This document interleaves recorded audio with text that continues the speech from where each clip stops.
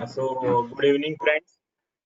We had a wonderful 4 days for the open secret to get that dream job, and today is the fifth day for the panel discussion.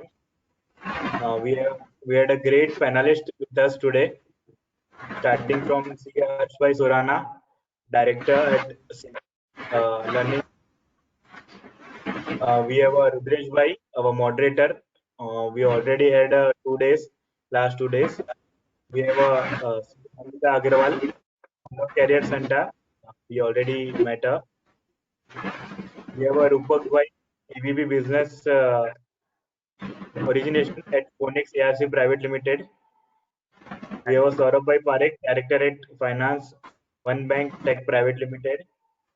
And we have a Somani ji, HR professional. We welcome you all the panelists. And now would like to request both our moderator, Hrudyesh and Namita, to take over the session and the introduction of the moderator and the discussion ahead. Thank you so much.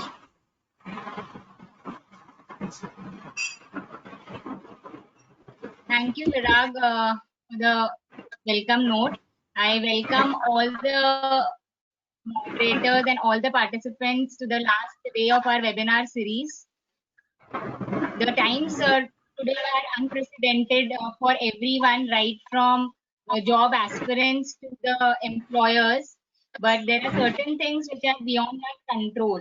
What is in our control is to put our best foot forward. And in that attempt only, we have organized this in association with Connectivity and MADDO, so that we can help the job aspirants, whether they are freshers or experienced, and give them our experience, our perspective to do the right things and get that job. So on this note, I hope all of you all enjoyed the first 4 days. Thanks for our patient listening. Me and Hrudyesh bored you or entertained you for the first 4 days. And today we have a very esteemed panel with us. I will start with the introduction of each of the panelists. The first panelist I would like to introduce is Saurabh Parekh. He is a director of finance at OneBanc Technologies. He's a graduate from Narsimhanji College and a chartered accountant. He is founding member of OneBank, a fintech startup in neo-banking space. Before associating himself in startup world, he has worked in corporate and consulting world for 10 plus years. Previously, he has worked at Centrum Wealth Management, ENY, and DMR Associates. He has rich experience in wealth structuring, M&A structuring, taxation, and succession planning. He has been regular speaker at various forums on the topic of wealth and tech tax planning. He loves traveling, trekking, playing cricket, and undertaking social work. To add, actually, he has done, this is something I want to personally add, he has done immense work during the COVID time. He has himself gone and distributed food to the people, and that's how I got in touch with him through that initiative. So really good work done on that front. Second, I would like to introduce Tanu Somani. Tanu is an HR professional with over 12 years of high quality experience with MNCs in BFSI, IT and manufacturing sector, investment banking, Big Four ratings, index business, IT services.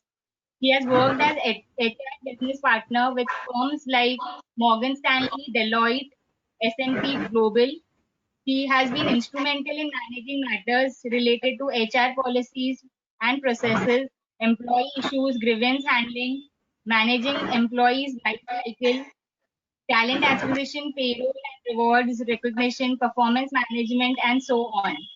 So I welcome Tanu and Saurabh for the panel discussion today. And I would request Hrudyesh to introduce the other two panelists. Sure. Thank you so much, Namita, and thank you, Virag Bhai, as well, for the amazing start and this 5-day webinar series. And on the 5th day for the panel discussion, our next esteemed judge in front of us, panelist that we have is Roopak Ubhayakar, who's also a qualified chartered accountant and a CS rank holder and a CFA US2. He's worked as a credit analyst in the mutual fund industry for 7+ years where he was part of fixed income fund management team. He's currently the AVP of business origination at Phoenix ARC Quota Group, which is amongst the asset reconstruction companies in the country. He's also a part of the team responsible for generating leads for NP acquisition and interacting with banks, NBFCs, and investment bankers. Thank you, Roopak, for agreeing to be one of the panelists, and guiding our participants today. Thank you so much, and we welcome you. Thanks, Our Hrudyesh. next esteemed panelist is CA Surana. Uh, He's a director at Synthesis Learning. Having spent time, I think so, since last more than 10 years, he's into the teaching, the entire recruitment industry, who is not just trained chartered accountants, but, training all the global courses also. And he's managing them as well. I think so, their motto, says, we will take all our students from classroom to the boardrooms, and they equip all the students, not just teaching in, the courses and classes, but equipping them with the skills that are going to be required in offices while you are at corporate, being an entrepreneur or anything. We welcome you, Surana, and thank you for being the panelist. And I think so Thank with these esteemed, amazing panelists, we're going to have a great time making sure that all the job opportunities, all the questions, that we have post COVID, that what's going to be happening for our job, our open secrets are going to be there. And thank you so much. And let's take it ahead. Namita, over to you. Thank you, Roopak. So I'll begin with the questions to the panel. My first question is for Saurabh. So my first question is, could you tell me as per your experience, what are the career opportunities in your industry, right from consulting to then being in wealth management, especially in the wealth management industry, because that is not something where lot of CAs are seen. So what do you think, or be it CA or any finance professional? So could you throw some light on what are the career opportunities for finance professionals in your industry in general, and if you know how it has impacted after COVID? Sure, sure, Namita. Am I audible? Yeah. Yes. Great. So, good evening to all the viewers. I thank the moderators and Virag for giving this opportunity to come and present at this platform. I think it's an excellent initiative. I believe technology is helping to reach out to so many people. 10 years back, when we started our careers, probably we wish we would have such amazing platforms where we could have got so much guidance. But I think it's a fantastic initiative, and kudos to the entire team for doing this. Really overwhelmed, and I'll be kind of getting into a little discussion in terms of how the CA thing is really the most important profession when it comes to the finance world, and I'm sure we all are aware about it. Lot that we talk today could be repetitive. I'm sure you would have heard in last 4 days from a lot of people. But well, we'll try to keep it as generic and give you an industry perspective in terms of the profession and the opportunities on our side.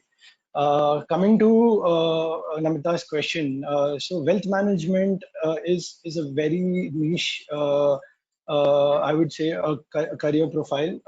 Wealth management in other parlance is financial planning.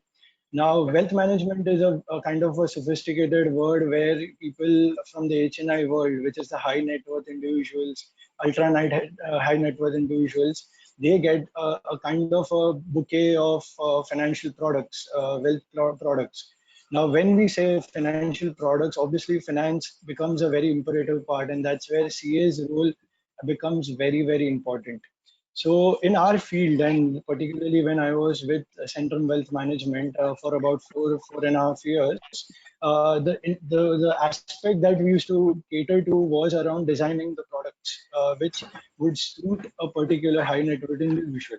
Now today, we all are kind of in need of some financial investment, right? Be it for tax investments, be it for mutual fund investments, so on and so forth, right? We all need a product to generate better returns.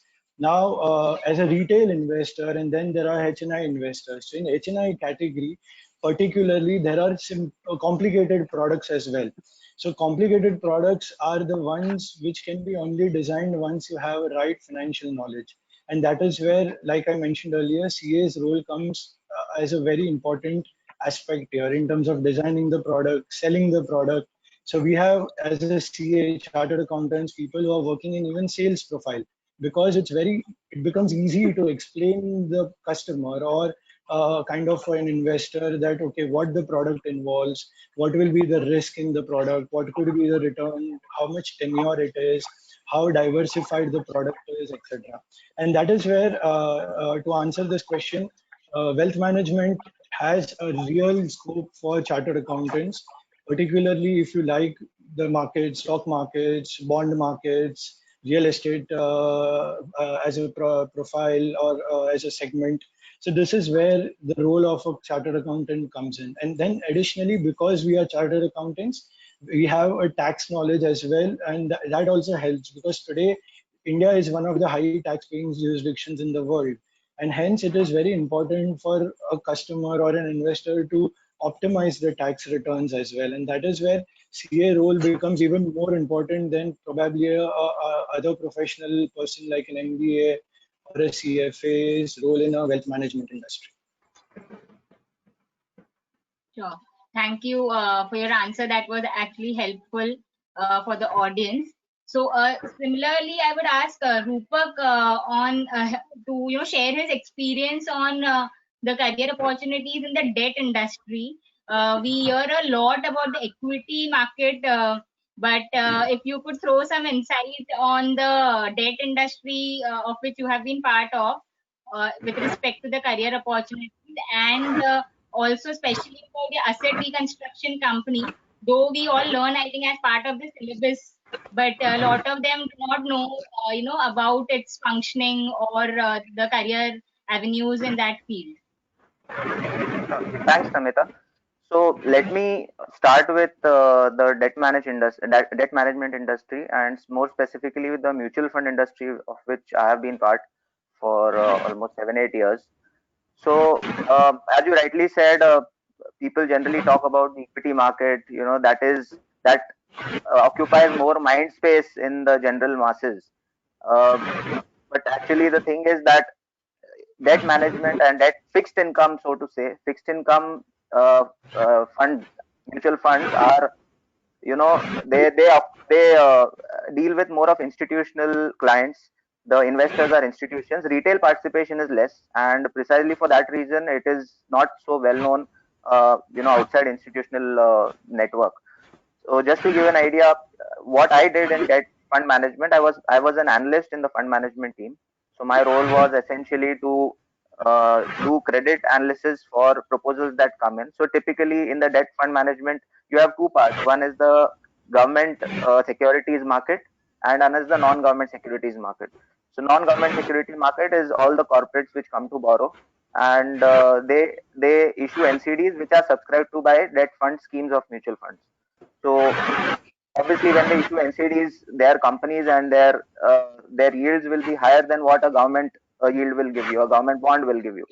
So, and consequently, the risk also in that is commensurate to the return that you're getting. So the idea is to analyze whether the industry, the company, the scale of operations, etc., the other risks that come along with investing in the NCD of a particular company, does that actually is that commensurate with the risk you're taking, the return that you're going to get in that transaction? So for that, you have to actually go through the numbers, do a deep dive on the industry, take a sense on the entire structure of the group that that the company is involved in. So there are two things here. One is whether the company going forward during the timeline of your investment, say the NCD is for 5 years, whether the company will be in a position to repay you at the end of 5 years. That is one thing. Secondly, is the group does the group have a uh, ability and the willingness to actually pay? What is the intention of the group, the promoters, what is their reputation? All those things matter. So uh, any CA who has actually studied all these things, these functions are actually relevant for them. People, any CAs who have cleared their exams and in subjects like FM, for example, FM is extremely relevant here. Rates of discounting, financial statements analysis, audit reports, all these are extremely important to reach a informed decision on whether to invest in NCDs of a company. So I would say, and this is the credit analysis part. In fund management also, the fund manager who's actually managing the fund, uh, he has to take calls on rates of interest, where rates of interest are going to go. If the rates aren't going to fall, he will increase his duration, that is the tenor of the bond he's holding. So all these also are covered in FM in CA. So of course in CA it is quite theoretical the way it is covered. There are a lot more things that people need to see in while actually practically handling it. But I would say that CA gives a very solid foundation for anybody to enter the debt fund management industry. Moving on to the ARC part. Uh, so ARCs, as you are aware, ARCs deal with NPAs that are generated in the banking system, which includes NBFCs as well. So once once once there is an NPA which is generated, uh, banks obviously try from their end to recover the money through soft coercion, hard coercion, legal action, and recently after IBC has come in, people try to go for IBC.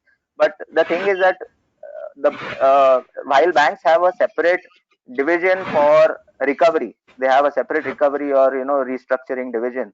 Uh, the one perception is that they would might as well get out of that problem and move on to better things, because NPAs are what 2, 3, 4% of the entire banking system.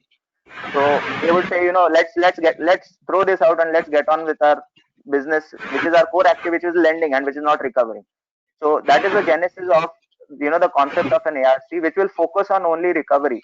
And when I say recovery, it does not mean recovery in the normal sense where you send people to collect your money. It is more to do with how you turn the business around. You identify what flaws are there in the business.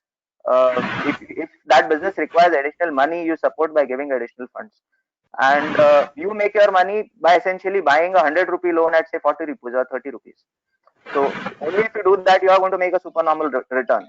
And here also there is a concept of risk and return. You have to remember these are all clients which are already NPA, and they have not much to lose. So you have to really take a call on whether this guy actually wants to get out of the problem. So again, here you have to look at financials, disclosed financials, undisclosed financials in this case, because the clientele is from is typically prone to not disclosing a lot of their business. So channel checks, talking to people in the same industry, and here character is all the more important. So in that sense, I think uh,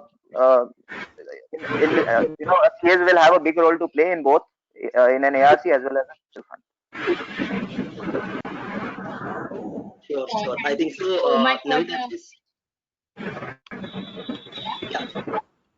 So since I think so, Roopak, amazing. As you also spoke about, a lot of theoretical and practical skills. What we do typically in theory, and it's going to be totally different.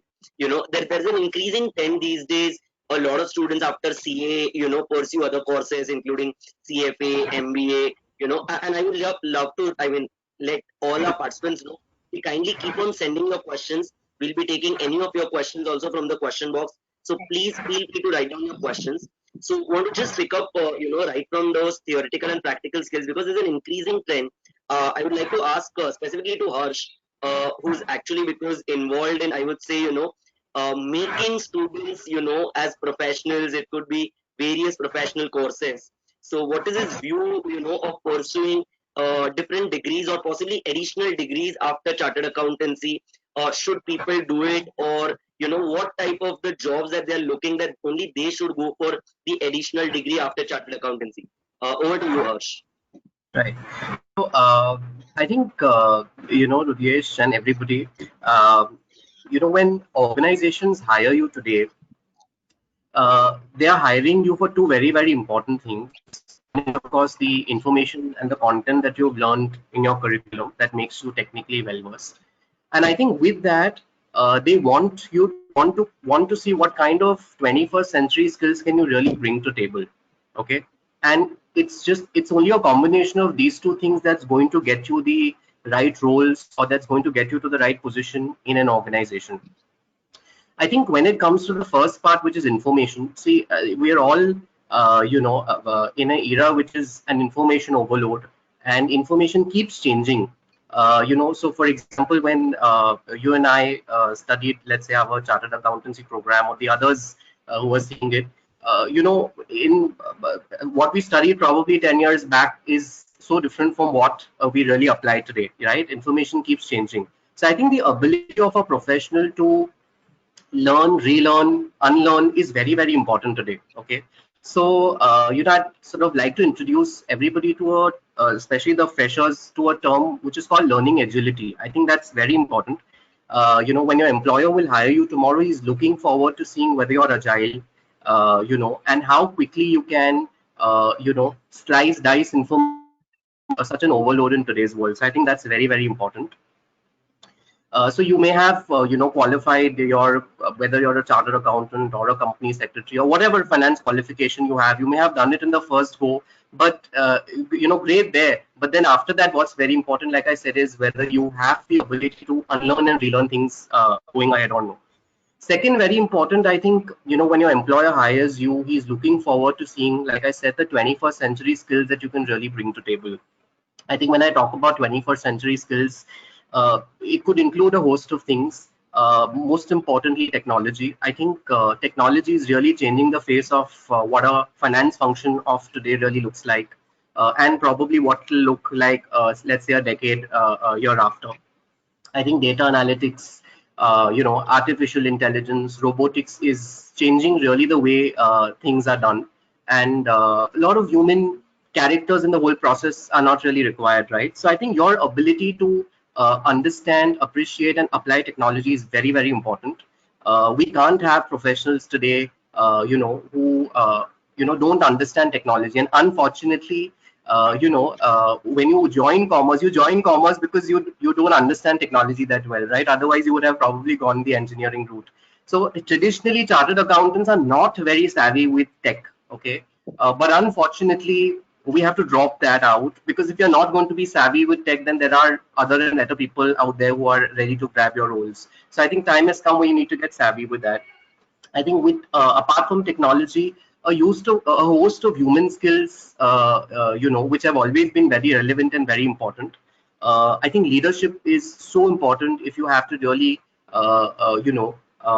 get your work done, and work with teams and move up the ladder. I often tell students and professionals that, if you, let's say, you're into auditing, being an auditor is one, but running an audit firm is a completely different skill. So that's something that you need to ingrain from the first very day of whatever jobs you have to pursue.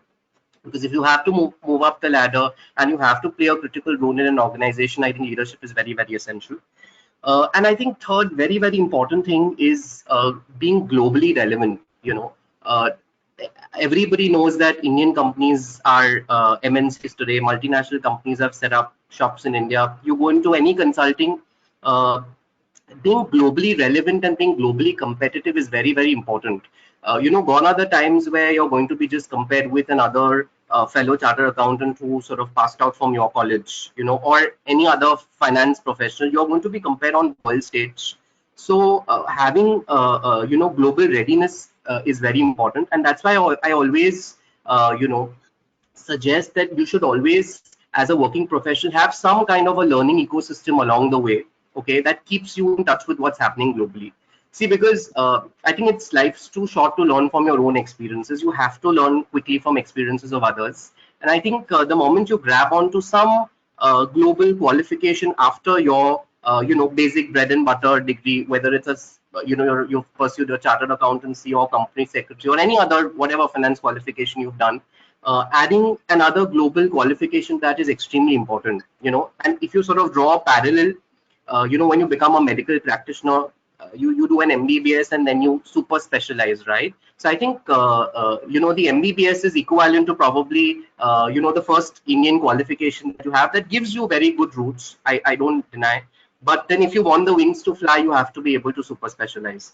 And as you rightly said, I think there are a host of global qualifications available today in the world, which can be done while you work, which can be done from India. If you are, for example, in the equity or the debt space, or if you're in finance function, international CFA is something that gives you a brilliant exposure to how equity markets, how debt markets, how derivatives, macroeconomics globally, which you can apply to your workspaces.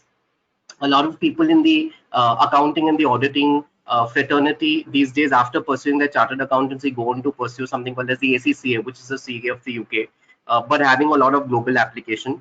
Because again, what you learn is leadership in a global finance framework. What you go on to learn is these host of other global skills, which somewhere our Indian qualifications don't necessarily complete. So data analytics, something that I've often seen a lot of chartered accountants, showing a lot of interest in, because like I said, technology is kicking in. So choose something, whatever is your calling. Okay, I think having pursued your first degree, you know what you like and what you dislike. You know what what your space is. Choose something that's relevant from there, and always have that learning ecosystem if you have to really progress up the ladder. Sure, sure. Thank you so much, Harsh. I think so. As you rightly said, there was a brilliant example of MBBS. I've got my Indian qualification. Now is the time to take things further. So that was excellent. We can definitely go ahead with the next question, Namita. Sure. Hello. Yeah, go ahead. Am I audible? Yes, Namita. Okay. Yeah. Yeah. My another question is that for finance professionals, we often talk about the soft skills part not being often not being up to the mark. So obviously CACS, all of them have something like GMCS, where they try to upgrade their skills on par with a MBA graduate, who is often the biggest competition, rather than a CA colleague. I think a lot of times your MBA counterparts are a bigger competition. So I would like to ask, I would throw it open to all, any of the panelists can answer that. How do you think soft skills play a role in your area, and when you take interviews, how much weightage do you give to soft skills, and what has been your experience?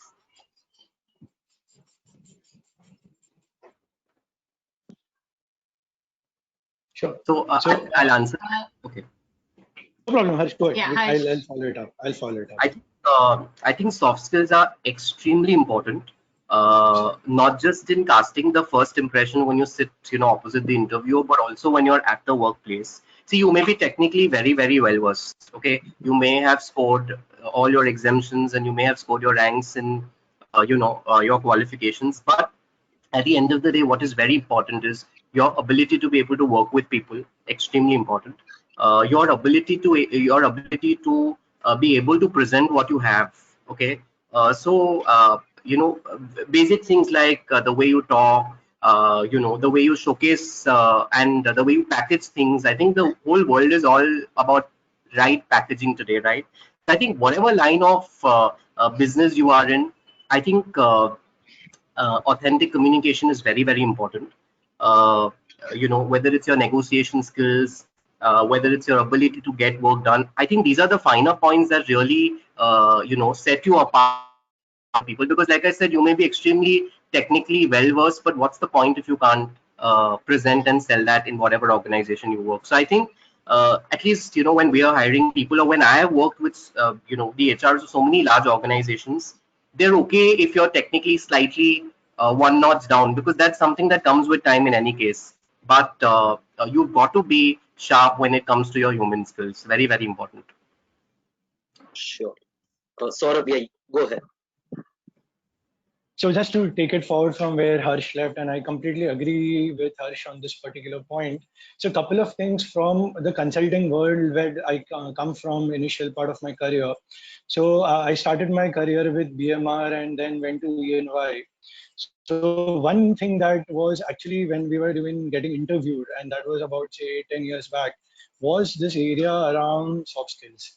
So it's not only important today, it has always been important, because if you look at it now, I mean, CA as a profession, anyone can undertake it after their graduation, right? Now people come from different parts of the country, even maybe there are people who are even applying from outside India as well. Now the education systems, as well as the grooming, the upbringing, has been different across the country, right? So this is one point which everyone is kind of going through over a journey. So when they recruited us, the first thing that they always wanted to see us was that how good are we when it comes to communication. Because soft skill, the first factor will be communication. Second thing is your presentability, right? Now in CA profession, communication is important. The language, your hold, because today, like Harsh mentioned, that technically you may be extra sound, you may be even better than even the person interviewing you, possibly. But if effectively at the end of your professional career, if the impact doesn't come in, because soft skill, while technical skill will help you to kind of give the technical answers, but your soft skills will help you to actually run the entire project, and that project requirement is much more important as compared to be Second thing is, I just mentioned from a wealth management side as well. So initially, when I was chatting with the HR as well. So CAs in general are few in numbers when it comes to wealth management role, especially in the sales side.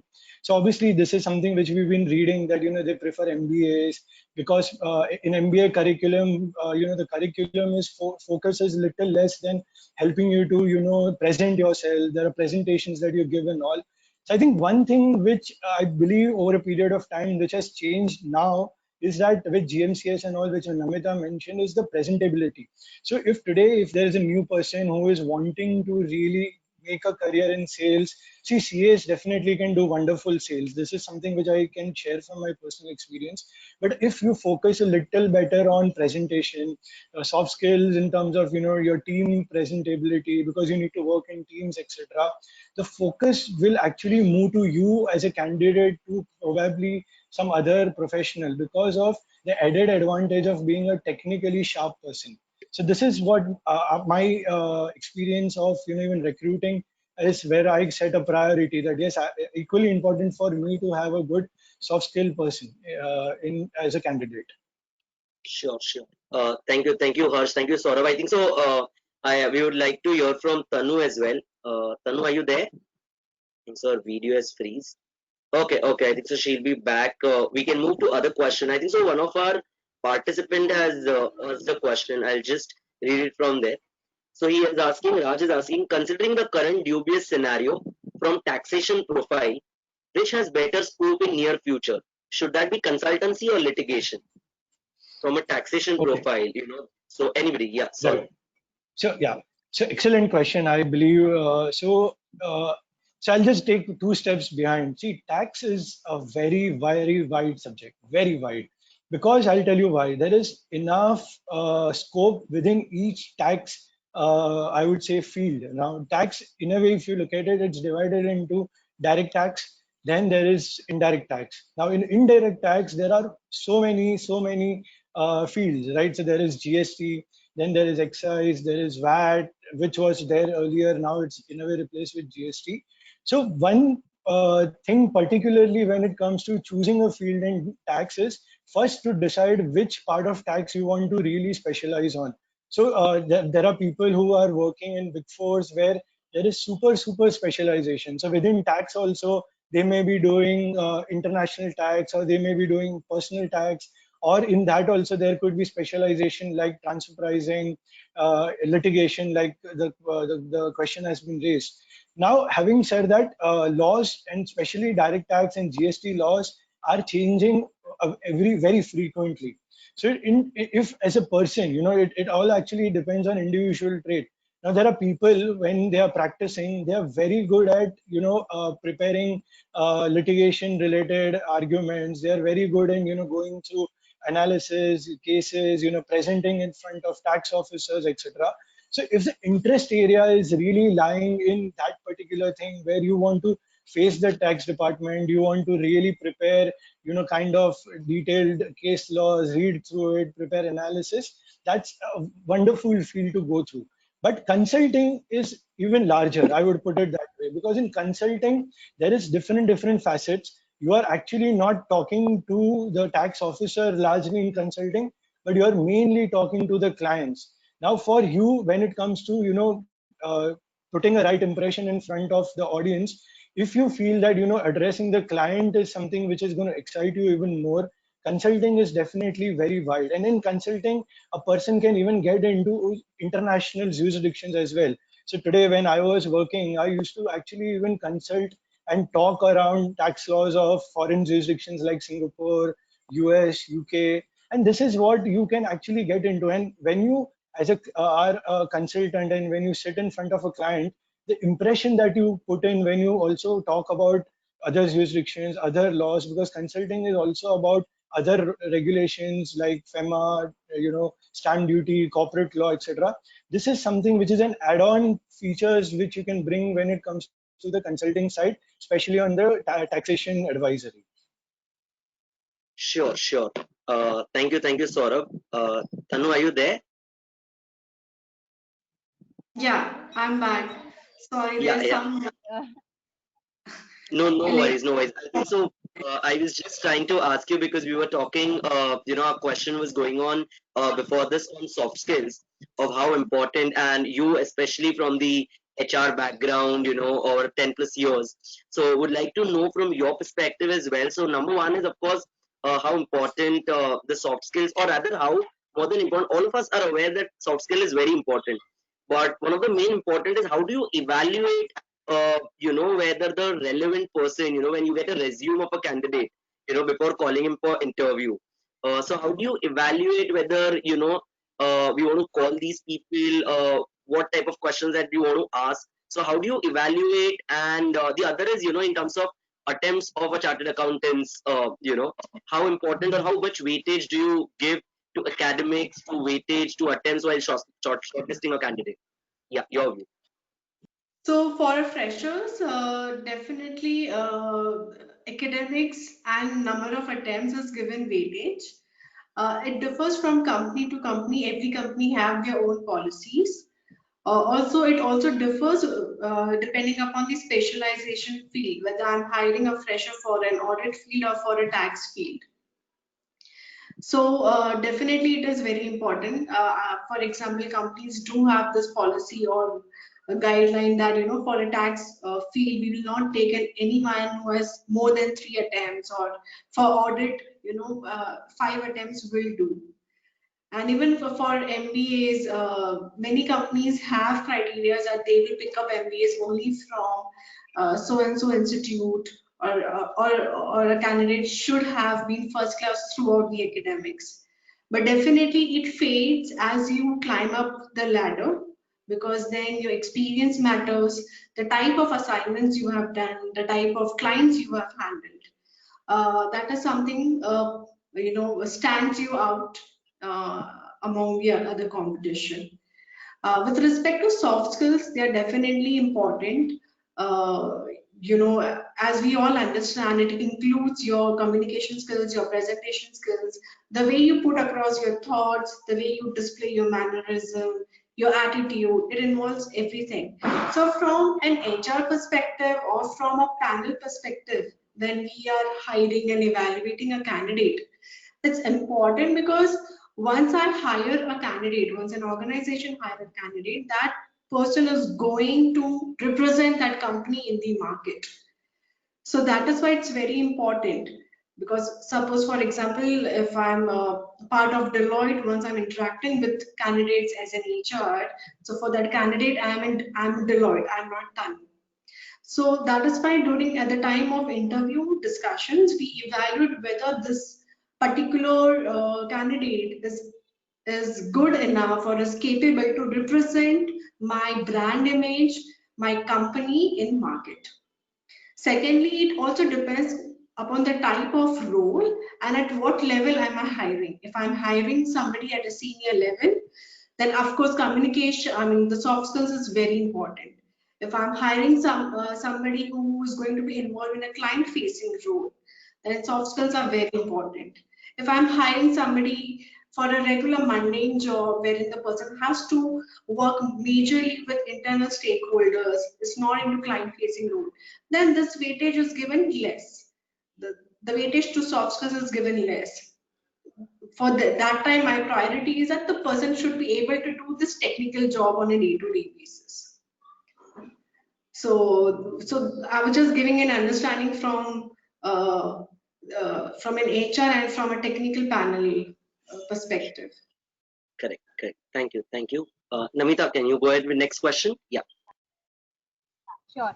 So in fact, I wanted to tell for HR professionals, जो भी CAs भी HR से डरते हैं. So right, everybody is scared of the HR, and because your net is fluctuating, I am asking you another question that as an HR of a Big Four also, what is the best approach? Everybody wants to get into Big Four, right? At the start of the career, or if you have not done articleship, you must be getting n number of CVs. So Yes. at Big Four, what's the mantra to get into Big Four?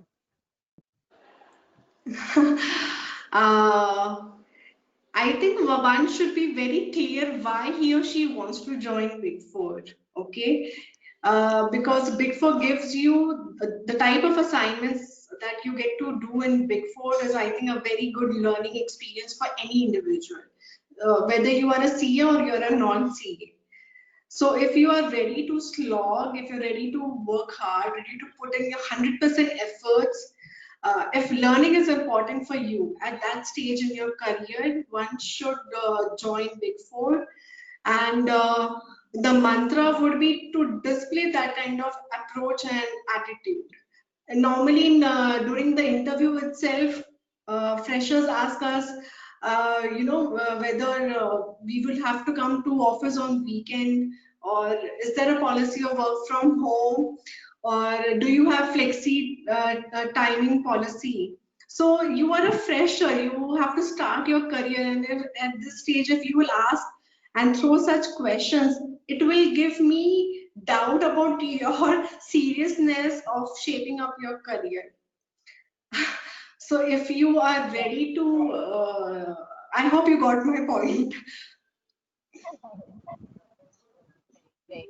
In Sure. fact, I had covered in my presentation what are the stupid put-off questions which you shouldn't ask the interviewer. Especially regarding their work timings and all, as a professional. Right. So next question for Roopak, you can answer this and others can join. That in terms of attempts, the same question which Hrudyesh asked. So have you experienced? A lot of people have this inferiority complex that if they have a lot of attempts, they cannot do well and they are not given a chance only. Like she also pointed out that you have a policy. So have you hired someone? With multiple attempts, or you are aware of people who have done well for themselves in spite of the attempt? And in those cases, Sure. what is the other parameter which you will put maximum weightage if you are interviewing a candidate or calling a candidate? What is the key thing which will kind of that factor of attempts will go less, and something else will be his added advantage? Sure. So, firstly, I think number of attempts by itself will not be a point of elimination as far as I'm concerned. Okay. Rather, to begin with, I mean, obviously, the first stage is that I get CVs whenever I have, gone through the process of recruiting. So, obviously, in today's day, shifting and sifting through those CVs is a big thing. So, I would say the first impression of a candidate you get, and this especially all candidates should remember. I mean, they should equate their CV or their resume to a trailer of a movie.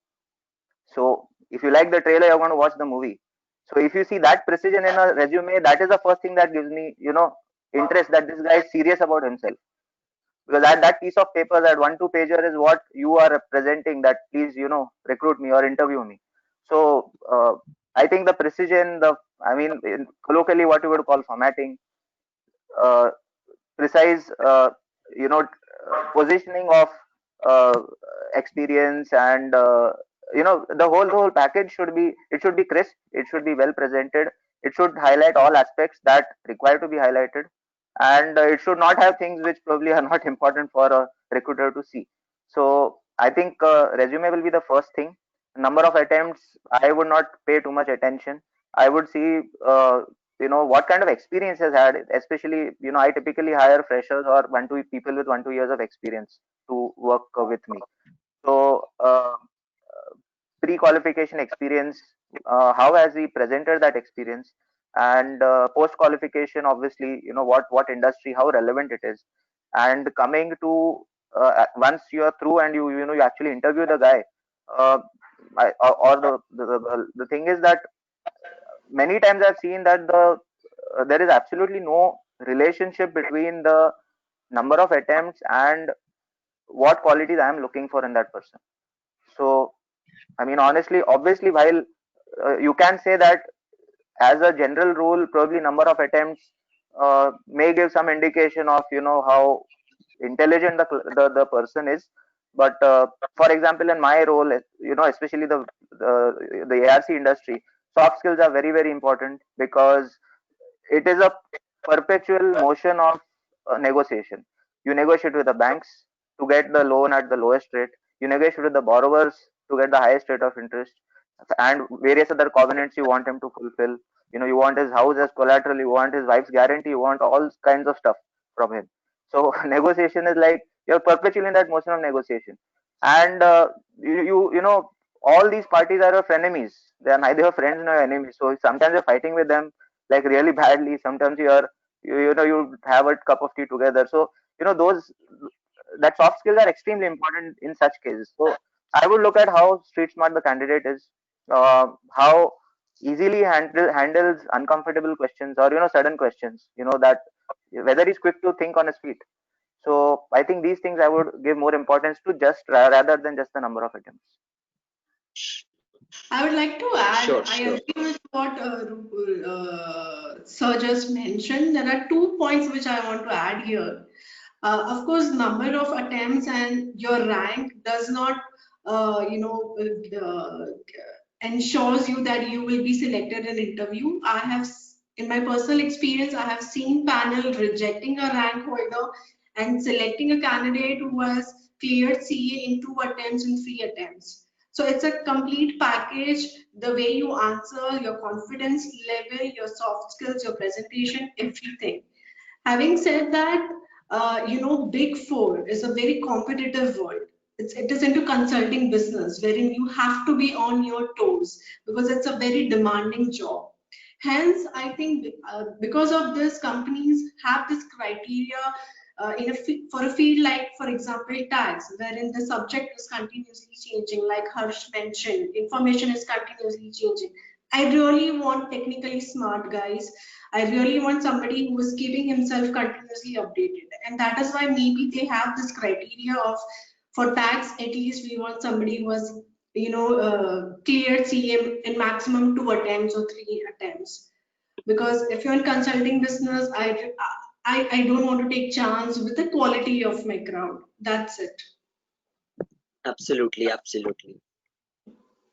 Just to ask at that point in time, one question, very quick one, because we also have a lot of CACS freshers amongst our participants, and being such an COVID lockdown time, where getting jobs has comparatively become difficult as compared to the other normal times. So, what would your advice be? Any one of our panelists could answer, to all our freshers who are currently possibly unemployed, are awaiting the job opportunities, for the requisite salary that they're looking. What is it that they could do in possibly in such times? I would say, Harsh, being coming from the education or training industry as well, you can start them. I'm sure every one of us would have something very unique to add, that how can they utilize this special period, while they're awaiting the job, or they can equip themselves with. Harsh, over to So you. right. So like I mentioned, I think I don't think we are ever going to get a time like that in life ever again, where we'll have time to sort of sit back and add on and build that resume of ours, or add those skills which are missing at the moment. So I think it is the best time, I would say, for fresh chartered accountants to explore their calling and add one more qualification, which is going to add those wings to their career. Okay, so at this point in time, if you go out in the job market and search a job, I mean, if you're lucky, you'll probably get what you want. If you're not lucky, I mean, things are bad and it may take time. Okay, it's not that you will not get a job; it may just take its own time. So I think, like I said, it's the best time now to pick up some skill, pick up some certification, pick up whatever you can do from home, and add that extra perspective, to your resume. Another message which I think I'd like to give fresh candidates is, a lot of students say the right package. I think, even when we were discussing, you used the word the right package. What is a package? I think in the first job, a package, what is package is the experience. Okay. Money you learn, you have to believe in delayed gratification if you're in this fraternity. It'll come with time, but what's the first package? It's only the experience. So don't look at the money. Grab the right experience, grab the right and another very important perspective, which I want to add over here, when we were discussing the number of attempts, recently, I was speaking to one of the partners in the Big Four who mentioned that for certain roles, I'd be happy to hire a chartered accountant who's coming with 2 or 3 years, 3 attempts experience, because that person would have probably read the syllabus and been more thorough than somebody who's done it in the first attempt. So just get the myth out of your head that if you are yes, there is no doubt that there is, if you're a first attempt, you have a competitive edge. But if you can prove your organization that with the two and the third attempt, you have gone through that syllabus multiple times and you understand things conceptually better, you'll be there. Another, one last point which I want to add is, like I said, things probably will take time with what's happening globally right now. But I think the world that we are living in right now, one is that your boss or your interviewer, your organization interviews you. I think you also have to be smart and interview whether the boss that you're choosing is the right boss for you or not. Okay, and when I say that, I think your research is very important. Is this the right organization? Is this the organization where I'm going to learn the right culture? Is this the organization which is going to give me my first set of very rich experiences that I need? I think those are the checkpoints that you should have. So just the way an interviewer has his or her own set of questions, I think you also need to interview your boss and your organization before you join it. I think it's a very two-way process.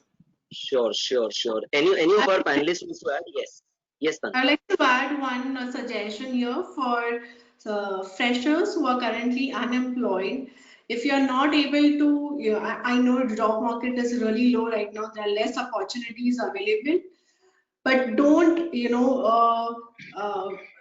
set that barrier that no, I want to join only Big Four or a big consulting firm. As of now, if there is no open opportunity in Big Four or any other Big Five, even if you can work as a freelancer, take up any small time project also that comes your way, or any kind of assignment that comes on your way, whether it is contract based or it is for a limited time, because on the job experience is something important. To be in touch with your subject on a continuous basis is important, because like Harsh said, like Saurabh said, continuous learning is very important. And as a for a fresher, when you're about to start your career, this is what important. If you are a bright candidate, if you have that ability in you, you will earn money in future. Sky is the limit. Opportunities will knock your door. I remember in 2008, there was a recession time. Things became better thereon. People started getting bonus, increment. There were more jobs in the market. So this is the time. Take up, if you're getting a good assignment on your way, take it up. I can add one small point, Hrudyesh here. So obviously, I think Harsh and Tanu very well put it that what is really an important thing. So probably just from our experience, now because we've been working for 10, 12 years and we've seen people joining, organizations as a fresher. I think a very initial part of our careers, there's a lot about herd mentality. Saying that, Arey, I'm going to ENY or I'm going to PwC. People want to have that thing. I don't know, it is natural, I believe so, that or a big four jayenge, will my friend is joining ENY, or at least I should be at ENY or PwC, right? One thing which I can definitely assure is that choosing a right organization at the start of the career is very, very important. Now, tomorrow, if you join a big four, probably you will be working as a kind of a fresher in a large team. right? Vis-a-vis if you are working in an equally good mid-sized firm, right, where you are getting very good technical learning and you may be given a lot more better opportunity, you will be facing a client. I today, if I had a choice, I would actually prefer that role vis-a-vis maybe going to a big four where I'm a part of a team where I'm a fresher. I'll be doing a lot of monotonous work at start of my career, etc. So this is one very important point. Second thing is, I understand there is COVID situation, job markets are bad. In my company, which we just started now, we are ourselves recruiting, and we know that there are problems that even we facing as a employer right now. But one some point is that something is better than nothing works here a lot. Which Tanu also has mentioned that even if you do some freelance work, it's okay. There are people, if they are not choosing some better option right now, take up something which will at least help you to start implementing what you studied. This is for particularly freshers. And one small also point connected to the number of attempts and all this. As a fresher, probably it is important to see the number of attempts as well, because it shows the commitment of the person, the seriousness about that person. Having said that, even his internship background also makes a lot of difference.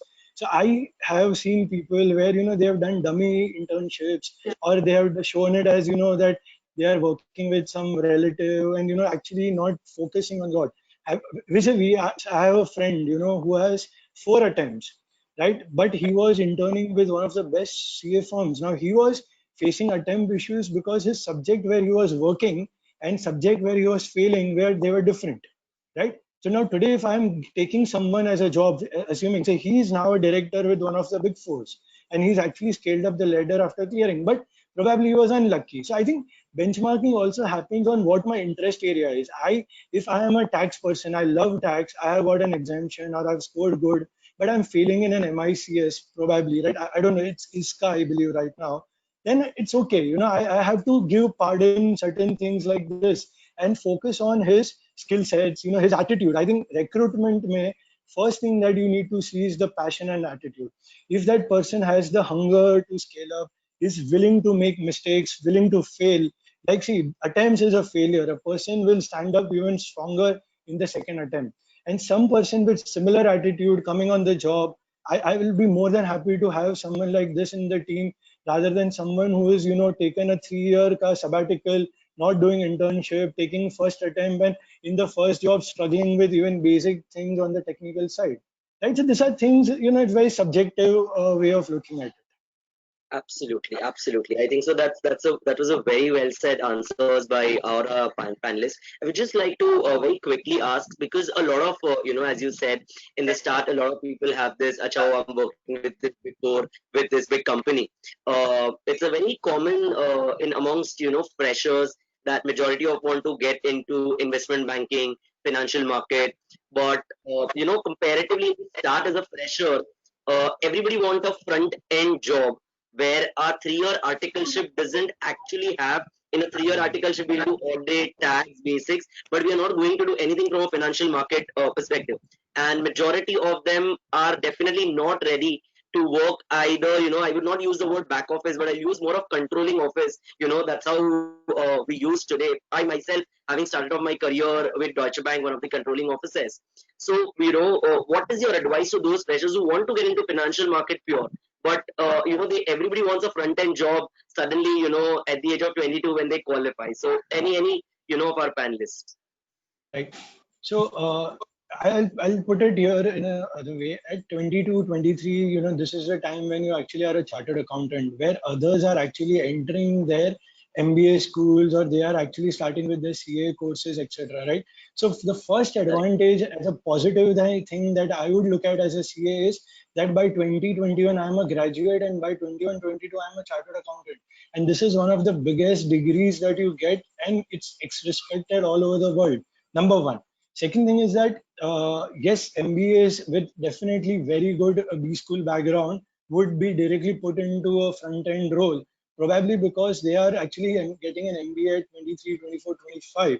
So the 2 years or 3 years that you have as a buffer in working at the back end role or a mid office role is actually to hone the skills, work with the front end guys, try to understand the soft skill part, because here it is not the technical skill which will make a difference. It is the soft skill which will make a difference, because typically that is what the expectation is, because when you're front ending a project, number one. Second thing is that if you are a chartered accountant by 21, 22, you should actually work in such back-end roles earlier part of the career, because that's where the technical learning will come in. Work for a couple of years and actually go for a higher course like an MBA.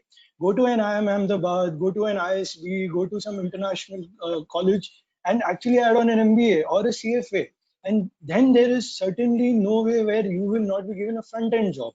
Other thing is also there are some ICI, I believe, is giving some master courses as well, like masters in valuation, masters in kind of some corporate finance profiles, so on and so forth. Take up that skill sets, take up that course and add on as kind of a degree or kind of a prefix to your name, and see if that can make a difference. So by 24, 25, you are at par to a MBA fresher who is joining a front end job as well. Absolutely, absolutely. I would want Roopak also to add to this, because you come from the similar background. Your suggestion to these qualifieds. So just to add to what Saurabh said, I personally have seen instances where people have come to work in the back office after a couple of years or after 3 years. It build a rapport with the front office guys, and the fund manager thinks that this guy is quite good. And I think when the next dealer moves out to greener pastures, the back office guys called, Ki, chalo, let's take him, let's try him. So I think giving yourself an opportunity is important. I don't think opportunities will come and present themselves between you. Before you. So you have to, if you get a chance at a controlling office, it's quite likely that you may get a chance in the front office later on. And as Saurabh rightly put, I think all the technical stuff happens behind. The execution happens in front. So I'm sure the execution can be better if you know what's happening behind. So uh, I think I totally agree with Saurabh there. Sure, sure, sure. Thank you. I just Thank you. want to add one point here. Having spent 6 years in Big Four and have done all sort of hiring, be it leadership, lateral, or fresher, we used to come across many instances where freshers used to demand that I only want to do advisory kind of role. I'm not ready to do any compliance role. I'm not ready to do any legal kind of role. Uh, so from an HR perspective, just as advice that I would like to give to our Gen Y is that there is no harm in aspiring to do only advisory kind of role or doing any only front end kind of role, but first make yourself ready for it. First make yourself capable of it. If you have not done the groundwork, if you have not dirtied your hand, how I as a manager, as a senior manager, or as a partner put you in front of my Fortune 500 client when you have absolutely no experience and you are just a fresher, you are starting your career. So first do groundwork, make yourself prepared, ready, make yourself ready for it, and then you demand, prove your performance, prove yourself. Definitely opportunities will come on your way. But if you will start your career only with this barrier that I will only do advisory work, then probably you're limiting your opportunities. Absolutely, absolutely, absolutely well said. I think so. What is one of the most important thing for the freshers today is they need to have little more patience as compared to what they have. Absolutely. We have one interesting question coming from one of our participants named Lal. So he's a practicing chartered accountant since last 25 years, specializing in due diligence. He wants to diversify in guiding and providing consultation in taking up NPA units, running them and turning around the same. Can any of our panelists guide how should he proceed? Anyone? So the thing Yeah. is, see, first of all, I think so. I typically, lot of these NPA proposals are brought to me by investment bankers or consultants, practicing CAs included. So what I would like to see whenever I, start interacting with for the first time with a new consultant is to see that what homework has he done at his level, because otherwise we are inundated with these proposals, which are absolutely, at the first glance they are not workable. So I think what I would suggest is first to obviously he has to approach the person in question. He has to approach ARCs or other funds, distress funds, special situation funds, which actually will fund the opportunity, the proposal. But on the back end, I think he has to know the intent of the client, most important, which will be evidenced by how much money has he paid in the past. Has, it will be evidenced in the books, what kind of working capital he has kept. And that kind of basic due diligence is extremely important at the consultant's level before the proposal is brought to the principal. So I think that will be first port of call for him. Sure, sure. Thank you, Roopak. Anybody wants to add, Saurabh, anything to add for this? Yeah, no, I completely agree with Rupak on this. I think the diversification on the NPA side is one part, and also I think now with the latest IBC, proposition setting in, IBC for the audiences, the insolvency and the bankruptcy code, and probably I think Rupak, you would be spending a lot of time on IBC related matters as well. So there are two aspects to an NPA business, I would put it. So NPA, when I say non-performing asset related business, is that one is the financial strengthening of that company, and also other is this IBC part. Now the practice area also a lot depends on what you want to choose between the two. So I know firms and some specialist chartered accountants as well who are actually focusing on IBC matter directly now. And when it comes to IBC, it's a way big code, because you need to really get into the depth of the litigation. You want to get into the whole planning around what is the real issues with the company, so on and so forth. So depending on what Mr. Lal's interest is and what his practice area is, he needs to also take a call between the practice on the IBC front, or also on the revival from the financial side, where a specialist like a Roopak or an ARC company, Edelweiss, does a lot of work on the ARC side, and that is where certain projects which maybe an Edelweiss may not take up, or probably even Phoenix may not take it up, there are certain matters which can move to level 2 chartered accountants, firms, and so on and so forth. So maybe that's a brief thought which I can think of out over here as well. Sure, sure. Absolutely, absolutely. Namita, next question. Yeah. Sure. So my another related question was I'll ask two questions together.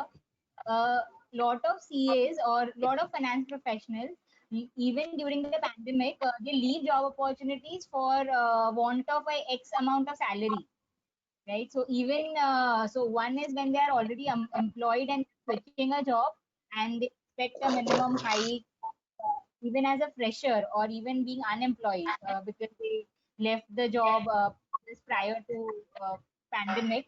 In those cases, they are not ready to take up jobs that are paying less, saying that becomes my benchmark. So what is your advice if somebody is getting lower salary as per his expectation, which could be range of 20 to 30% lower than his expectation? Should he be unemployed, or he should wait for some time, or he should take up if obviously the profile is of his interest? And the second related question is job hopping, which we all keep facing with the youngsters, that they would not be in a job for more than a year or 2 years. It's like बहुत काम कर ली, 2 साल अगर एक job में है, तो they would be having that kind of statement. So what is your perspective on both the things?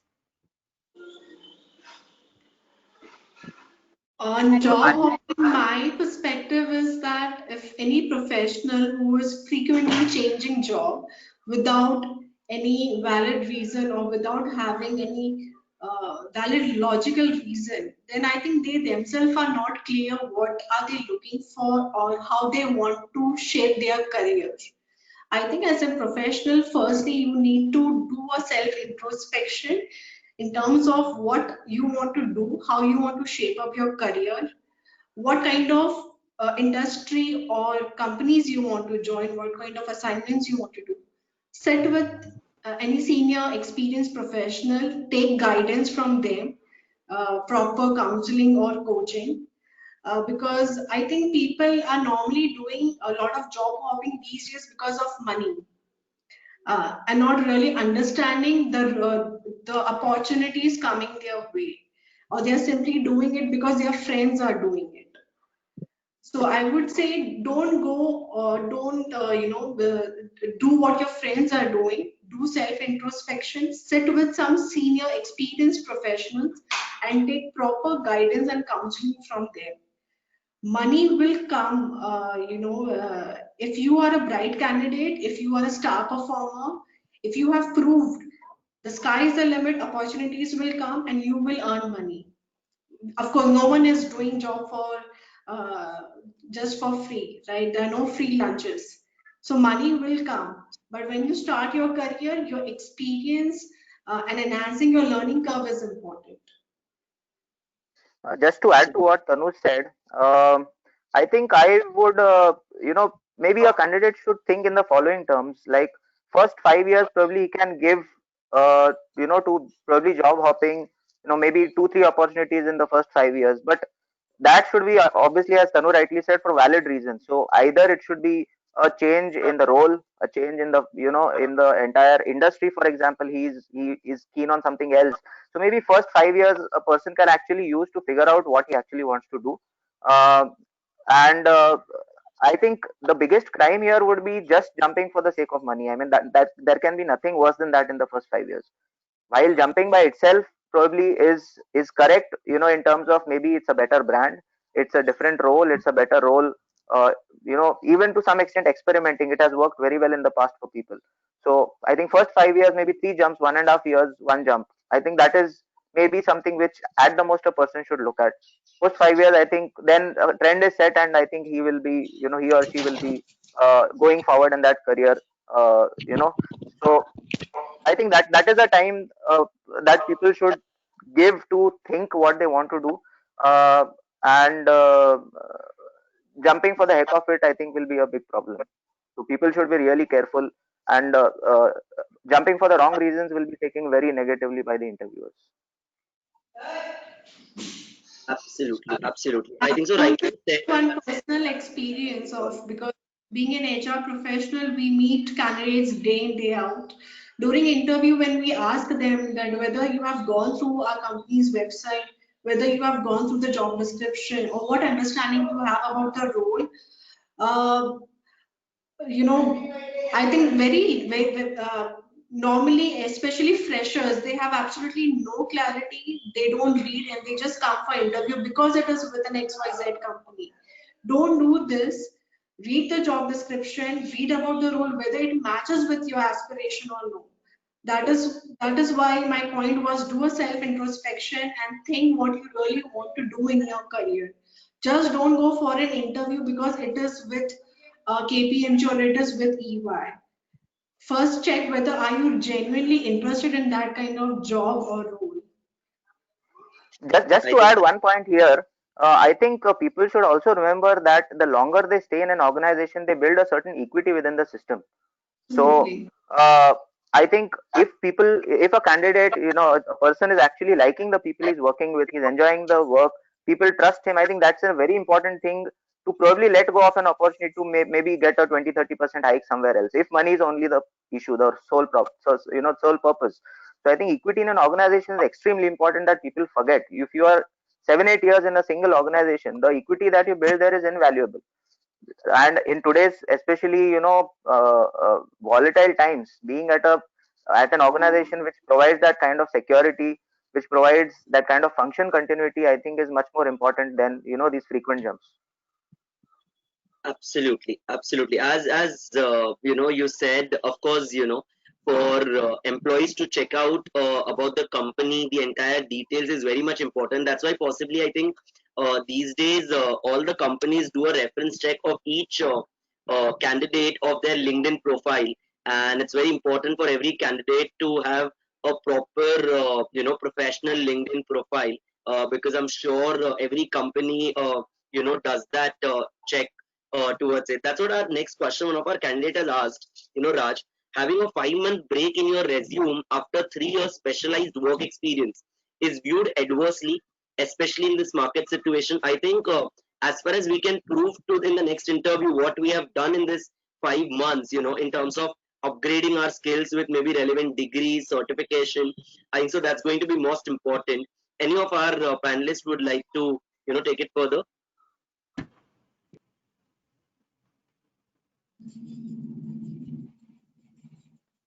So, Yes, sir. yeah.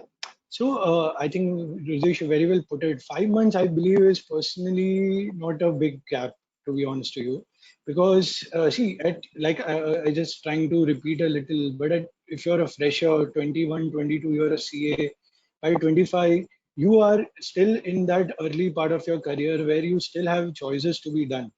And if you know you, I'll set a tone into two contexts right now. One is a candidate with responsibilities that he cannot take risk. He needs money. He has to support his house, so on and so forth. Then we completely appreciate over there. The movement and all is restricted. Then there's a second category where they are initial. They don't really need to take care of any responsibilities, etc. This is the time to really experiment and see what you really are essentially wanting to do. And in this, if you have a gap of 5 months, 1 year, it's completely okay, because you have to still at 25 also, you need to see that you need to work for another 30 years. And for that 30 years, if you're compromising about 6 months to 1 year, in that you're trying to set a tone for yourself, like maybe preparing for your MBA or preparing for CFA.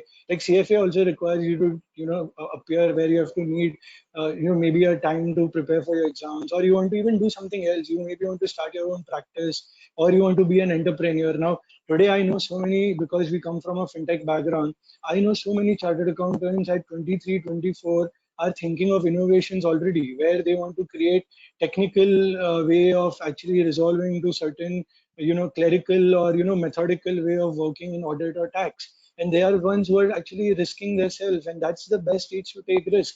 A lot of engineers at 20 to 23 are starting their startups. They don't have any corporate or background experience. Only thing that they have seen is people talking, or probably their parents are pretty much professionally well settled in their jobs and all, and that's where they've learned it. But they are happy to take an in. So 5 6 months, I personally feel will not make a lot of impact. With COVID, definitely not, because everyone understands that if there's a job loss, there's a job loss. It's not that the person was a bad candidate.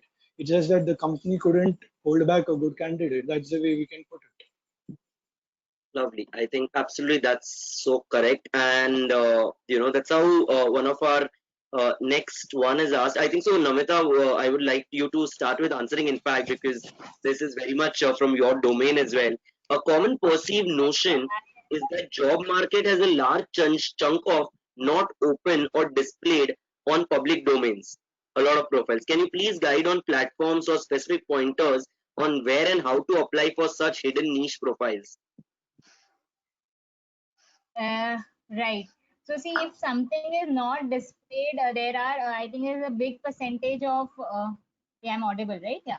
So there is a big percentage of jobs which are not displayed on any platform. So for that, either, but it is sometimes there on the company website. So you should understand that every job posting costs the amount to the recruiter, the company. Nobody is giving you for free. So if you have to post it on Naukri or LinkedIn, everybody charges. So in the cost cutting environment, all the more you will find that the jobs are not being circulated in public. So you have to visit the company website, because that is one place where companies would put up in many places. So you should refer people. You should try to get references from your contacts in LinkedIn via whatever. So that is something you, as I had even covered in my session, that have a good introduction of yourself. Don't ping people on LinkedIn saying that I want a job, I'm a CA, without having any head and tail of what do you want, what is your background, because they will then not respond, and then you will feel demotivated that nobody is helping. But you have to make life easy for the person, especially if he doesn't know you, he's not your friend.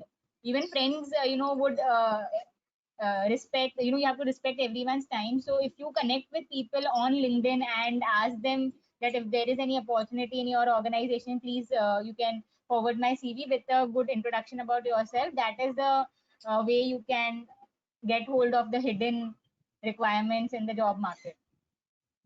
Absolutely, absolutely. Yeah, Namita, go ahead. You can The continue. question, and since questions panel is not opening at my screen because the I'll net just, is I'll just take it. fluctuating. No problem, no problem.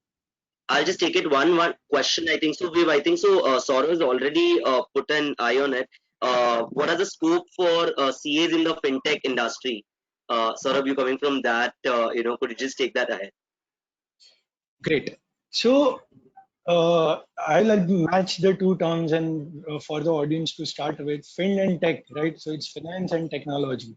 So now it's a marriage. Now, one reason, which everyone asks me that I was like 10, 12 years into my job, doing decently well in my career, and then why I'm taking a different shift, in terms of as a career prospect, and where we ended up, starting this particular practice of fintech industry.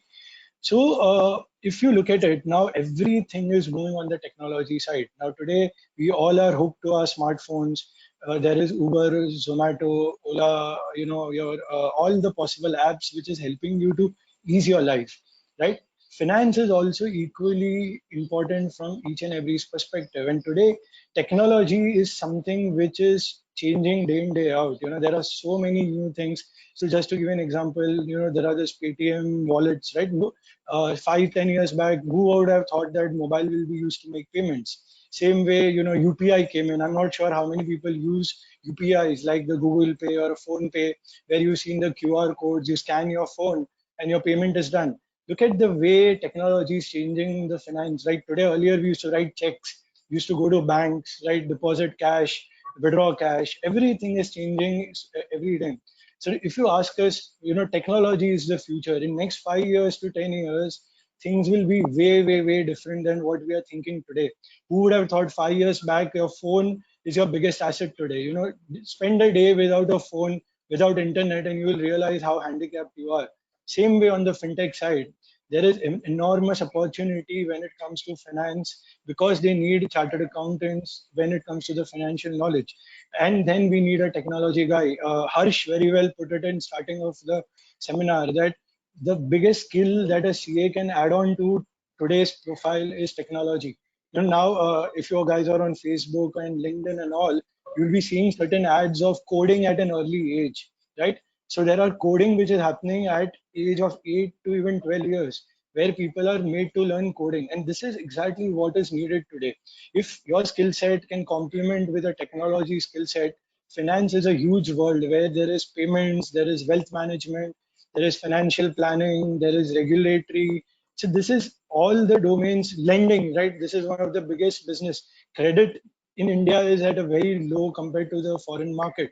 In India, not a lot of people get into credit side of their own financial thing. So point here is that there is opportunity. It's a huge market, and if there is an interest, you can definitely explore on the fintech side as well. Sure, sure. Thank you so much, Saurabh.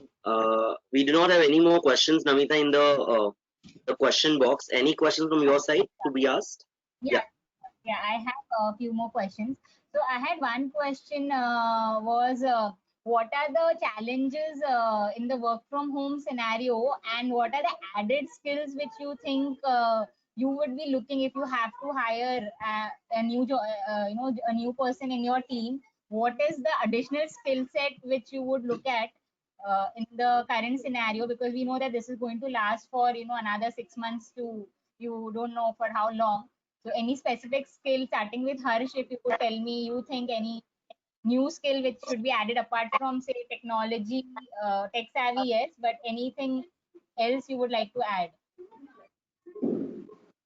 I think one of the biggest challenges that everybody, all of us are facing, working from home is our ability to be able to, work cohesively with people when we don't see them. I think the number of email exchanges that happen when you're solving a conflict has reached the roof, and it's we've all come to a point where we're discussing lesser work and more of conflicts that have started to happen everywhere. That's what I feel. So I think again at this point in time, I think human skills becomes very very important. Okay. Your ability, because we are in a very very challenging work environment where we have to be only connected through technology. We have to be able to sort of work in sync with people across, not even for that matter, let's say if your employer is hiring you, he may not even see you for months. It's happening over the screen. So you have that much lesser time and platform to prove yourself. So I think you candidates, your ability to be able to write the right CVs, your ability to be able to through this virtual medium, convince the person on the other side of the table that you are, yes, the candidate for that particular role. I think it's all the more challenging because what happens virtually is after a point we cannot communicate vibes and emotions, right? It's very transactional. So I think with those constraints, being able to work becomes very, very essential and very important. So I think right communication, whether it's writing skills, whether it's speaking skills, whether it's the ability to work with each other without having to meet, very important. Sure, sure. Tanu, would you like to add anything related to this I series? think now, since we all are working from home, all the professionals, I think now professionals need to be more self-driven, more independent and more self-driven, self-motivated. And of course, virtual meetings are happening, but I feel somewhere that in-person touch is missing, that team bonding is missing. There are at times very small topics which are to be discussed and sorted out, which you can quickly do, once you're in office by going, entering into a meeting room. And now it takes double the time. But yeah, whatever is the scene, we have to live with it and we have to keep going on. Yeah, so I think more and more the important thing is that now individuals need to be more self-driven. Correct, correct. Absolutely. Right. I really These are working audience, without. just a request. Yeah. Participants, just a request. If you have any more questions, please write them in the question box. Sorry, yeah, Namita, you can go ahead. I'm saying that, yeah, working without supervision, without your boss actually looking at you, is one ability which definitely will be looked upon. More amount of seriousness and attitude will be judged now more than the technical skills. The weightage to the attitude is going to now increase. If any, Roopak and Saurabh, if you want to add something to this. So I totally agree with Harsh and Tanu. So I think it will be all the more challenging for a person who's recently joined some team to get work done from his teammates or from other teams, because he's not got a chance. I know so many people who have joined new places, say in March first week or the February end. So while their other teammates know each other, there's a certain bonding which has already happened, and that's why it's easier to get work done. And I think it'll be the person has to put that extra effort to really bond with people, talk about things other than work for a change when you have called. I think that those things are very important, and I think it's a testament to team management skills of, if the person really, if the new candidate or the person who has joined recently, the new joinee, if he manages to do that. So I think that should be his focus, to really build relationships in spite of not being physically in the same place. Sure, sure. Saurabh, anything from your side? I think fairly covered. Maybe sort of the team just mentioned it from the employee side. I will just want to put one thing from an employer side, if that is something which I can share here. So one thing that which is very essential in this time and maybe another 6 months from here is that how well are you able to spend time in getting to add on to the the other areas of your work requirement, like soft skills development. Harsh just mentioned a little about it again, in terms of getting to know little more about the profile which is involved in the work, day-to-day work. So say for example you are a chartered accountant, but you know that now you have joined an industry where there is need to understand the other functions of the company. So probably this is the right time to get some knowledge about what is the overall kind of the company's profile, about what is the real role responsibility of the other team members, how well you are able to just understand the business requirement in general. I think I would just put it here, and anyways all the three of them have covered it very well. So this is just one thing from an employer side. Probably we would be happy to see an employee on this survey. Any funny Absolutely. incident? We have talked all serious things. Any funny incident of interview, if anybody would like to share? Yeah, any live virtual interview that any of us have taken during, this 4 months, anyone? Any about virtual interview? Anyone? Yes, Yeah, I wanted to add one point in here. Whether COVID or otherwise, I think one place, somewhere which I've generally seen chartered accountants lacking, and probably that is because of the way we studied, the nature of the exams that we've had. आप कोई भी chartered accountant को एक line देंगे और आप उससे कहेंगे कि उसको 10 लाइन्स बनाना है, वो बहुत आसानी से बना देगा.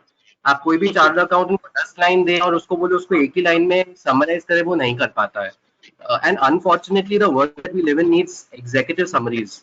किसी के पास टाइम नहीं है, whether it's your client, whether it's an internal stakeholder, reading long chittas or listening to, nobody has the time.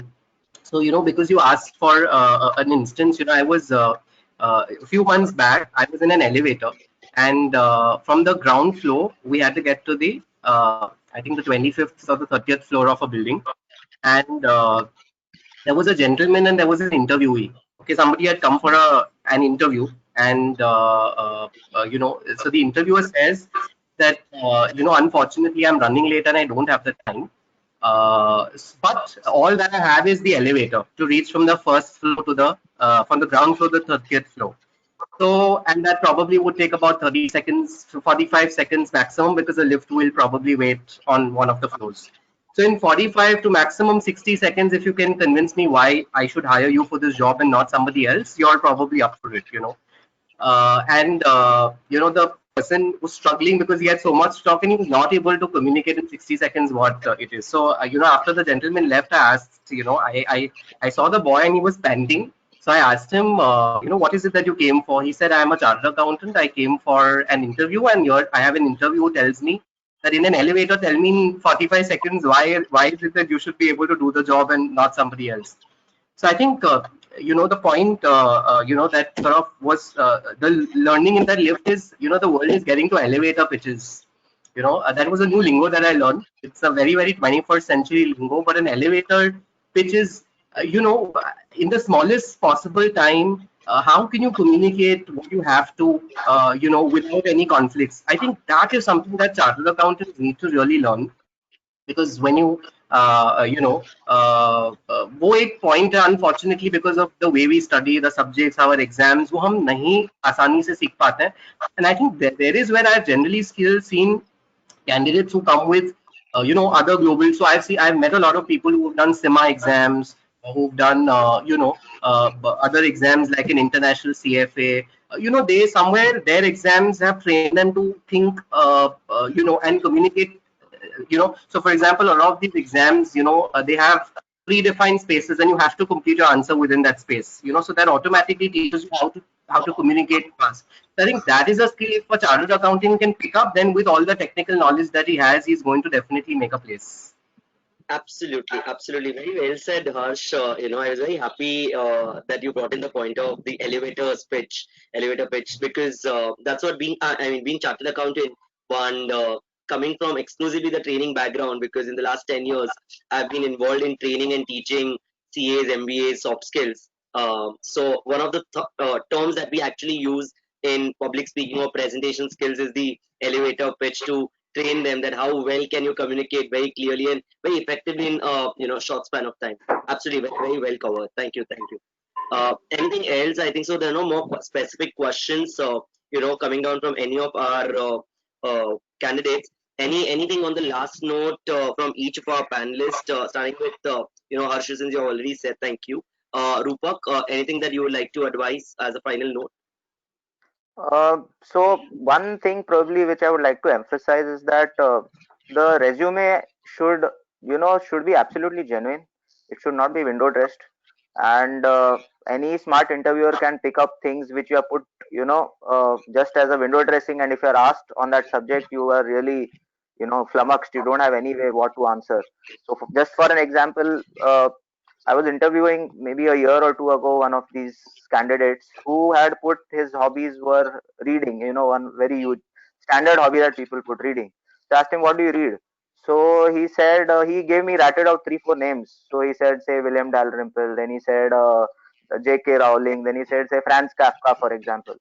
So I was surprised, it's a very different mix of authors. So I asked him, tell me something about Kafka. And he was like, he just couldn't he just couldn't say anything apart from that name. He just said the first name that came to his mind. It was extremely embarrassing. So I would say, be very, very considerate of what you're talking, what you're putting in the resume, uh, and you should be totally, totally be able to genuinely back what you have put there. So I think that is one thought I would have. Thank you, Roopak. Tanu, any last note from you? During interview discussion, try to be honest and genuine. You are definitely smart, but panel is also equally smart. They can immediately, pick up who is beating around the bush. And if you throw a wrong attitude, you would be rejected in spite of having the right skills and right qualification. So try to be very honest in your approach and very genuine in your approach. Sure, sure. Last note from Saurabh. Right. So interview part, I think more or less it's been covered fairly well. I'll put it one way as a person who would be starting a career probably 1, 2, 3, 4 years into the career. I think one very important part which is not focused across the segment is around creating a mentor-mentee relationship in a job market today. Very, very important for a person starting a career is to find a right mentor in the organization. Now, there's one very common say that, find a good boss, not a good company, right? This is very important when you're starting your career. Because if you have a good mentor, who is able to guide you, show you the right path, it's just going to take you to places, then money won't matter. It is largely your skill sets which will be developed in this particular, phase of your career. Other way around is even from people at our level, who now are working with some experience. It's very important to really make a candidate comfortable. If you see a spark in that, maybe probably act as a mentor in our place as well. Just that it helps a person to correct a course of action which probably he was not guided well, because not everyone will have the right guidance in terms of starting their career as well. I think this is one element of mentor-mentee. It's very, very kind of used in foreign companies, particularly MNCs. I have friends who are working abroad. They have a dedicated mentor. They have a dedicated kind of a mentor-mentee training programs and all. I think this is one thing which should be appreciated and more used in Indian context. That's, I would put it, if that helps. Sure, sure. Thank you, Saurabh. Namita, would you also want to put as any last note? I so we have this. All our participants has this amazing, rich, panelists that we all of them had. Everybody coming in from entirely different backgrounds. Culmination into one together. Saurabh's background, Roopak, Harsh, Tanu, all of them coming from different background, and Namita especially coming from the being chartered accountant, having an entire job portal, recruitment handling. Any last note, Namita, from your side? Namita, you need to unmute yourself. Yeah. So basically, my last note would be that you should all, like, what happens that in studies, we would look at that 35, 40. You have a 40 figure or 50. That's a passing thing. But in job, 50% will not suffice. 50% performance will never be good enough. Or at interview, getting a 50% marks will not land you a job in your evaluation. So you have to, your standard have to be the bar has to be right from everything. But so in CA you left something in option चल जाएगा, आप फिर भी शायद pass हो जाओगे, right? But when it comes to job, you have to know your stuff well. You cannot be like, I do not know this. I don't want to do this portion in a particular job. So I could see some questions also that they always have that block in their mind that because of this I'm not getting a job, and they try to use that as an excuse, and they do not improvise on other skills. So on a holistic basis, try to be at 90% for the job at which you are. Then only you are going to land up in a job or grow in a job. Absolutely well said. That's very much of importance. I feel when we look at today's time, and I think this is what all our participants, whether freshers, chartered accountant, CS, or with an experience need to keep in mind. Thank you so much, all the panelists, for guiding, and I request all our participants to get in touch for anything specific that you're looking. You can get in touch with Virag. Thank you so much for organizing this, and I think so Virag is doing an amazing job. I think so. He said in this lockdown, in the start of the seminar, that we've done like 250 plus seminars, right? 250 plus webinars organizing. I can understand mentally, I'm sure Virag bhai is just, from one webinar to other webinar, one second from third, possibly, organizing 250 webinars. And very glad that we all of them could come. So thank you so much, Virag, for organizing great webinars. And over to you, Virag. Yeah, so it's a great, wonderful evening for me as well.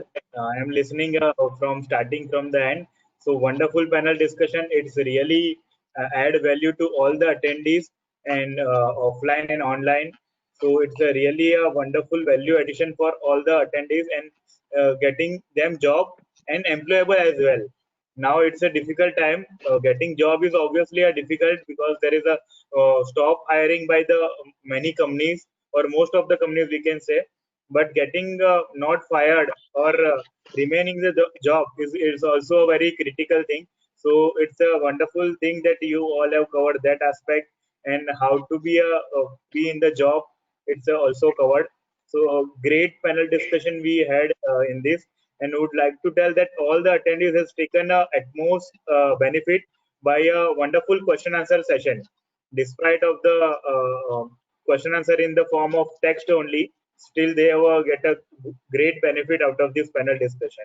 So would like to thank you each and every panelist, and apart from that, both the moderator, they have wonderfully moderate the entire panel.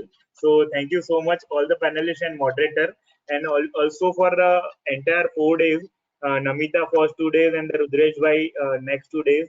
So it's a overall very wonderful series for entire all the attendees. And in the beginning, we had Rajesh Sharma sir and the Drushti Desai madam inaugurated. So they have also given a value added. And just want to make a point here that Institute has organized a virtual webinar, virtual interview on the 30th and 31st. So many can take the benefit of that as well from the this our webinar series. So appropriate time we had organized this also with the Hrudyesh bhai and Namita's help. So with this, I think we can log off from here. And thank you so much all the attendees, and we can log off here. Thank you. We'll meet virtually, physically someday. We hope that. Yeah. Definitely. So I Our mean, participants can please majority connect to are us. here apart from Tanu, so we can meet at institute level as well. And obviously, Tanu, whenever we'll there at Bangalore, we'll call you up. Definitely. Looking forward to it. Yeah, Sure, thank you, sure. thank you, all Thank the you so much. Thank all you. the Thank you. Thank you, Namita, Thank for you. giving Thank you, us guys. Bye bye. Bye. Thank you.